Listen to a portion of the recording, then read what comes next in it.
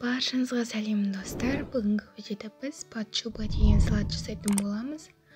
Бізге 3 свекло, 5 картоп, 5 жұмыртқа және 2 сәбіз қажет.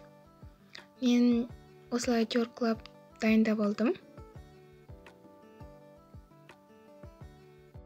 Осындай формаға.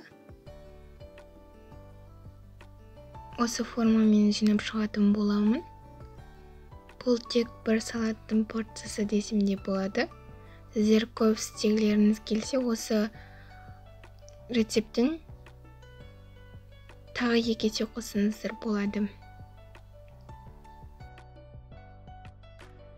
Лопатканың көмегімен жан-жағына осылай жайып шығып, майонезімізді және шымшым тұзымызды қосып шығамыз.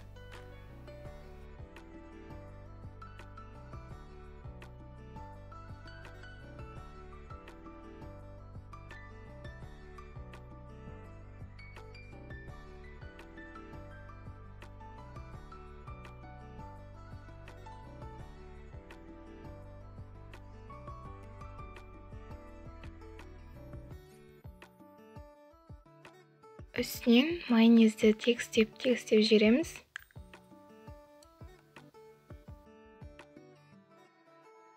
Енді үстінен жұмыртқаны себелеп жібереміз, өйткені біздің жұмыртқамыз көбірек. Сіздер 2 порция жасайтын болсаңыздар, 5 жұмыртқа жеткілікті. Мен тойымды қылып, тек 1 порция жасадым. Үстінен сәбізімізді салып, және майонезімізді құйып шығамыз. Әр салған кезде лопаткамен тегістеп отырамыз.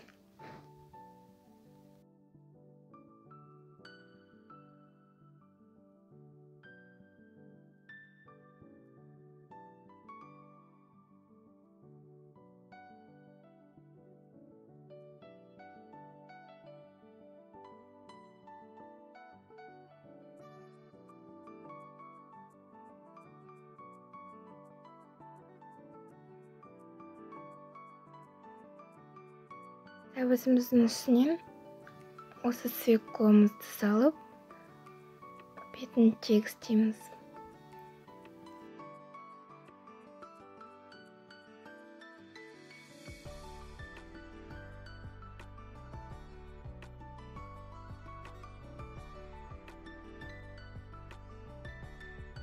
Енді үстінен үккіштен өткізілген жұмыртқамызды салып шығамыз.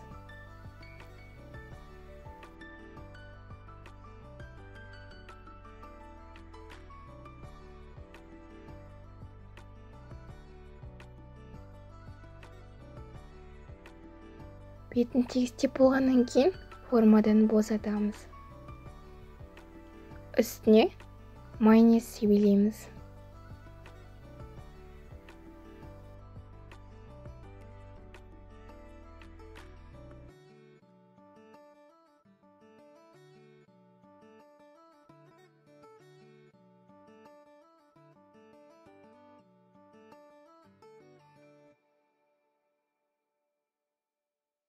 Мен үстіне укроп себеледім.